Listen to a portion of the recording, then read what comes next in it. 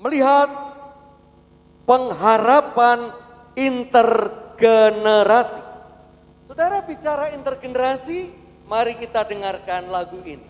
Anak-anak kecil Tuhan cinta, anak-anak besar Tuhan cinta, pemuda-pemudi Tuhan cinta, ibu bapak kakek nenek Tuhan cinta, semua Tuhan cinta. Itulah suara roh yang tidak kudus tentang generasi. Ada banyak orang mengkelompokkan generasi, dan memang yang paling mudah secara vertikal dari segi umur. Maka di GKJ Mertayudan ada yang namanya komisi kategorial. Siapa yang mengampu komisi kategorial majelisnya? Ada yang tahu?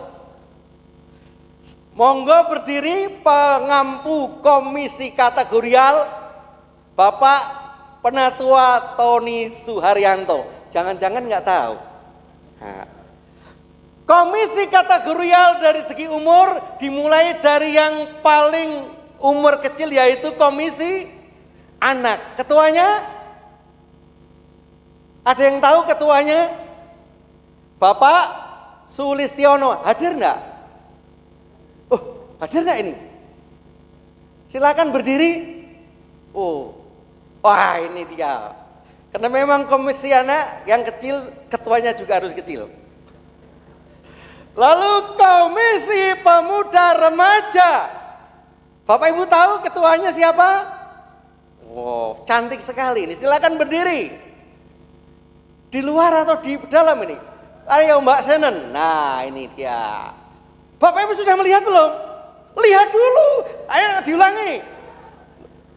Nah ini ketuanya. Lalu komisi warga dewasa.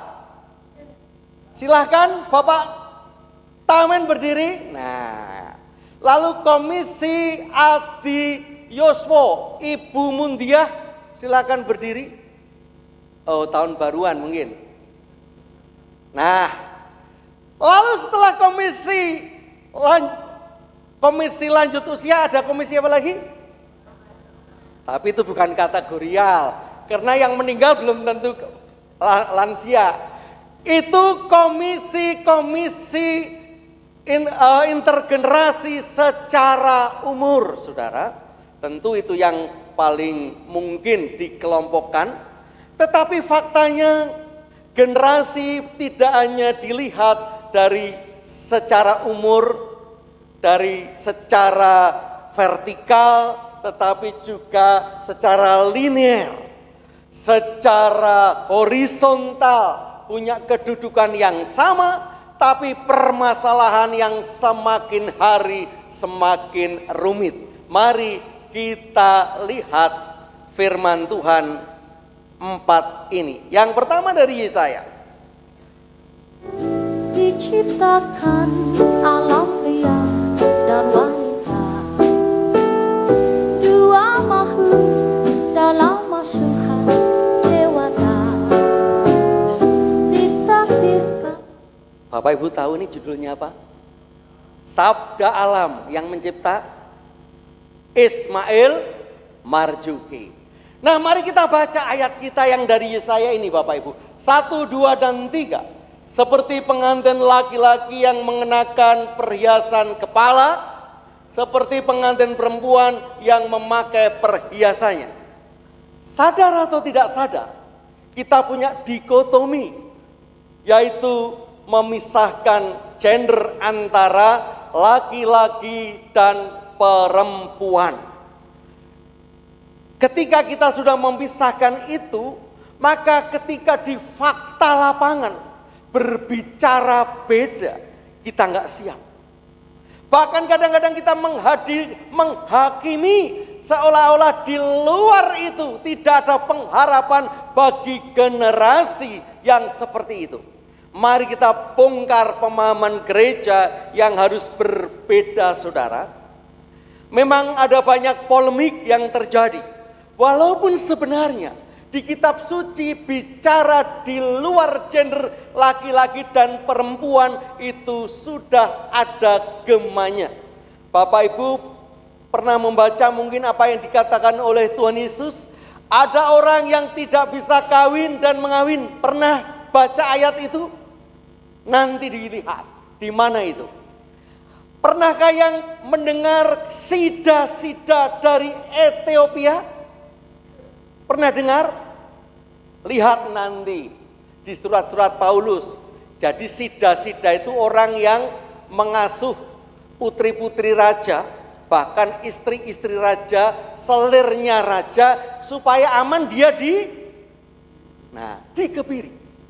Artinya itulah kehidupan, itulah fakta yang seringkali kita tidak suka mendengar.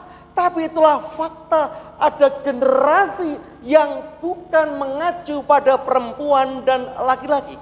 Next, kita lihat apa yang terjadi di Thailand. Oh, kecil sekali. Karena memang tulisannya banyak. Di sana ditulis 8 jenis kelamin di Thailand. Ada pria, ada wanita, ada bi, ada guy, ada queen, ada tom, bermacam-macam. Nah saudara, mari kita lihat dengan kacamata pengharapan, bukan penghakiman. Karena seringkali gereja terjebak pada penghakiman. Ini dosa atau tidak? Bicara dosa siapa? Yang tidak dosa di antara kita. Mari hari ini kita melihat ada pengharapan di luar laki-laki dan perempuan. Kita tidak usah terjerumus dalam sebuah penghakiman. Walaupun memang prakteknya tidak mudah. Kalau Bapak Ibu klik di Google, di Amerika Serikat baru gereja Presbyterian yang berani memberikan pemberkatan pada yang sesama jenis. Di Jerman, baru di Jerman Barat. Lalu di Eropa, baru di beberapa negara, Cekoslovakia. Tetapi yang akan kita lihat itulah fakta kehidupan. Gak bisa kita hindari. Kita dengar seorang artis yang sudah meninggal namanya, yang operasi transgender, yaitu Indonesia, penyanyi Dorce Gamalama. Mungkin Dorce tidak begitu dibully karena dia berprestasi, karena dia punya kemampuan. Tapi bayangkan Dorce-Dorce yang lain itu ada di dunia ini. Gereja tidak boleh memberikan penghakiman karena di dalam segala generasi ada pengharapan. Mari kita jangan masuk ke ranahnya Tuhan untuk memberikan penghakiman. Tetapi mereka adalah saudara-saudara kita untuk merasakan pengharapan. Mari saudara, itulah pengharapan intergenerasi yang sebenarnya mewadahi semua generasi. Walaupun kadang-kadang sering kita ikut baper, ikut memberikan penghakiman. Tapi hari ini Natal memberikan pengharapan kepada semua orang. Mari kita yakini itu. Itu yang pertama. Lalu yang kedua. Tuhan, tempat aku berteduh, di mana aku mengeluh. Mari saudara kita baca ayatnya 12 dan 13, 1, 2 dan 3. Hai teruna dan anak-anak darah, orang-orang tua dan orang muda, biarlah semuanya memuji Tuhan, sebab hanya namanya saja yang tinggi luhur, keagungannya mengatasi bumi dan langit. Bapak Ibu tahu Mazmur ada berapa pasal? 150. Lalu apa kata Mazmur di pasal 120? Hai semua yang memuji Tuhan adalah semua yang bernafas. Semua yang bernafas itu memuji Tuhan. Dari generasi yang paling muda, anak-anak sampai yang tua. Tetapi kadang-kadang kita sering terjebak pada anggapan mainstream. Yang memuji Tuhan itu nanti kalau sudah lanjut usia. Padahal kadang-kadang semua kalau tidak disiapkan. Ada yang anak-anak sekolah minggu sergap datang, tapi orang tuanya sakti, hilang, gak pernah ke gereja. Ada model seperti itu. Ada orang tuanya yang sergap ke gereja, tapi anaknya hilang, gak pernah ke gereja. Nanti saja kalau sudah besar, loh malah dilarang. Kadang-kadang kita menganggap untuk berorientasi pada Tuhan itu dibagi secara usia dan situasi. Nanti saja kalau saya sudah tua, yang tua nanti saja, anak-anak saya saja. Itu fakta saudara. Tapi kita lupa. Pengharapan itu ada di dalam semua generasi. Mari kita kondisikan supaya kita tidak kehilangan generasi yang sudah mulai lupa berorientasi pada ilahi. Contohnya banyak orang berorientasi ilahi ketika ada biston, dihibur, ting orangnya hilang. Ada loh Bapak Ibu, orang mengundang biston datang mengadakan penghiburan tapi yang dihiburnya kemana? Nggak ada, pergi. Banyak orang yang nggak tahu. Yang namanya berorientasi pada Tuhan hanya sekedar sebuah tradisi saja. Banyak orang menempatkan Tuhan. Kalau orang Jerman dulu katanya ada kata Laukenbauser. Ada yang pernah mendengar Laukenbauser? Itu dulu terkenal. Yaitu Tuhan itu adalah tukang patri. Ketika ada yang bolong-bolong, ketika ada yang sakit, ketika ada yang nggak punya duit baru minta didoakan. Penjara itu sampai sekarang. Coba di kelompok. Siapa yang mau didoakan? Saya Pak pusing-pusing, pujang-pujang puskesmas, pusing-pusing, kesel-kesel. Nah, apakah itu salah? Tidak. Tapi hari ini Tuhan ingin katakan bahwa pengharapan itu dalam segala situasi. Begitu juga dalam intergenerasi. Mari kita sadari itu. Natal membawa pengharapan, Tuhan membawa pengharapan. Ketika semua generasi meyakini bahwa ada Allah, mari semua generasi yang kita miliki yang ada harus berorientasi pada ilahi seperti apa yang dikatakan oleh sang pemazmur. Yang ketiga, Alangkah indahnya dunia ku rasa saat ini karena malam ini malam bahagia. Bapak Ibu tahu siapa yang nyanyi? Ini Rano Karno dan Ria Irawan. Judulnya tahu Bapak Ibu? Surga Dunia. Ketika orang jatuh cinta, mau malam pertama lagi, Sunnah Rasul itu mengatakan surga dunia. Seolah-olah dunia itu seperti surga yang lain, tidak digubris. Sering kita ada dalam posisi seperti itu. Ketika mungkin perekonomian kita lagi naik daun, ketika prestasi kita, ketenaran kita, badan kita lagi fit, ketika kita semua sukses, sering seolah-olah itu sudah hebat. Maka Galatia mengatakan yang dikatakan Paulus. Demikian pula kita selama kita belum akil balik, kita takluk juga kepada roh-roh dunia. Ternyata kadang-kadang kita nggak akil balik, terjebak pada roh-roh dunia. Maka belum tentu semakin dewasa, semakin tua semakin dewasa, karena semakin tua semakin pikun. Artinya itu adalah milik kita yang sering terjebak pada roh dunia. Apa itu roh dunia? Next kita lihat. Lagunya ada nggak ya? Dunia ini panggung sandiwara, ceritanya mudah berubah. Dunia yang sementara, yang sering penuh rekayasa dan panggung sandiwara, ternyata punya roh yang mengikat, dan itu mengikat intergenerasi.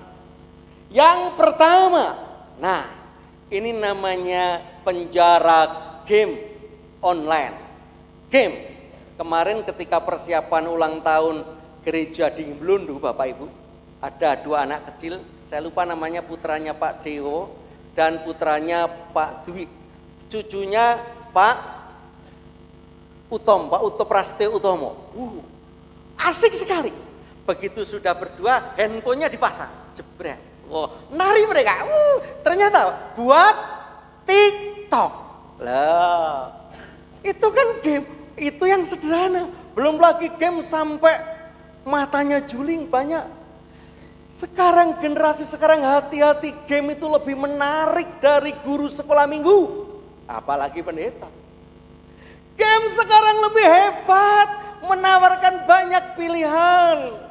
Hati-hati ketika game ini nanti menjebak, kadang-kadang lupa untuk melakukan hal-hal yang lain. Itulah dunia anak, dunia game. Lalu anak-anak besar, medsos. Sekarang luar biasa, semua pegang handphone. Maka saya akali kalau kata Sasi, bahwa handphone itu wajib. Kenapa? Biar mereka lihat bahan-bahan tentang katekisasi, tentang gereja itu ada di handphone. Daripada melarang, jangan membawa handphone. Tetap membawa kok. Sekarang bawa handphone itu hukumnya wajib kalau untuk katekisasi di GKJ Mertoyudan. Nah di situ banyak belajar, kita cari. Itulah media sosial yang kalau tidak akil balik caranya. Apalagi terjebak namanya pinjol. Ketika nggak bayar sehari, fotonya sudah diekspos. Ada nggak kira-kira saya dikirimi foto dari warga GKJ Mertoyudan kena pinjol? Kira-kira ada nggak? Rahasia. Itulah saudara bahayanya medsos. Penjara dunia yang luar biasa. Lalu pemuda dan pemudi sudah kena materialisme. Semuanya ingin niru seperti yang lain. Semua GoFood bisa GoFood. Inginnya model seperti ini. Di dunia sana harus ikut karena informasi mengalir 24 jam. Bayangkan anak-anak muda sekarang tentu tidak ingin ketinggalan, ingin bisa sama dengan yang lain, bukan hanya sekedar gaul, tetapi karena informasi itu masuk di mana-mana, kita bisa meniru, mencontohnya. Itu fakta yang tidak bisa kita hindari. Nah ini dia. Sementara Bapak Ibu yang kena gaptek, kadang-kadang Bapak Ibu, ya mungkin kalau Bapak Ibu yang gaul ya mungkin bisa menikmati ya Bapak Ibu. Tapi kadang-kadang buka handphone aja susah. Akhirnya juga terjebak penjara nostalgia. Kamu anak sekarang kok gitu? Gak seperti aku dulu kan gitu Bapak Ibu. Itu paling judek anak sekarang. Mesti biyen loh ya kan gitu. Ketika dulu aku gak seperti kamu. Jam 9 sudah berdoa, ya nggak ada TV, nggak ada handphone, nggak ada Netflix. Gimana? Semua dulu nurut. Nah itu penjara nostalgia. Status sosial, kamu harus seperti putranya Pak itu. Kamu harus membuat bangga orang tua. Kerja kok tidak kantoran. Sekarang anak sekarang nggak mau kerja kantoran, online, nggak perlu mandi dapat duit.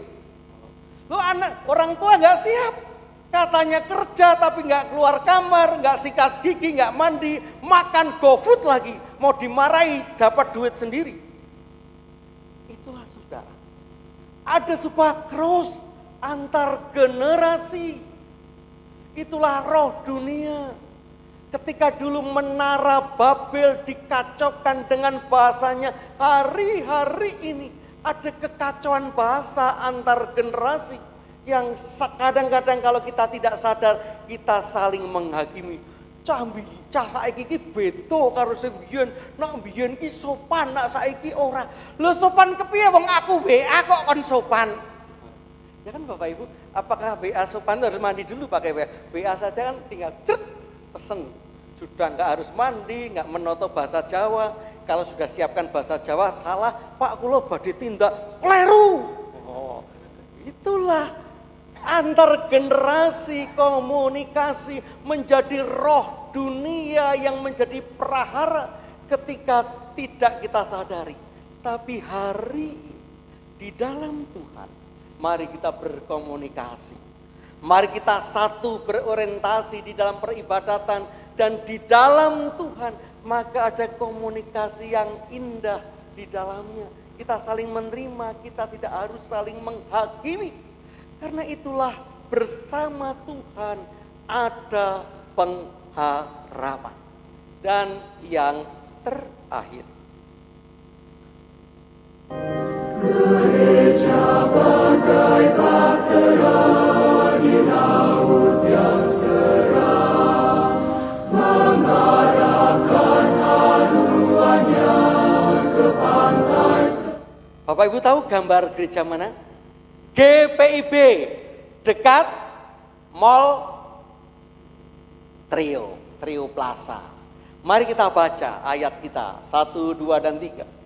Dan ketika genap waktu pentahbiran menurut hukum Taurat Musa, mereka membawa dia ke Yerusalem untuk menyerahkannya kepada Tuhan. Ada sebuah tradisi rohani yang dijaga, bahkan ada 2 nabi. Yang pertama siapa tadi? Simeon. Yang kedua Hana. Dan yang ekstrim dikatakan Hana tidak pernah meninggalkan bait Allah sampai usia berapa?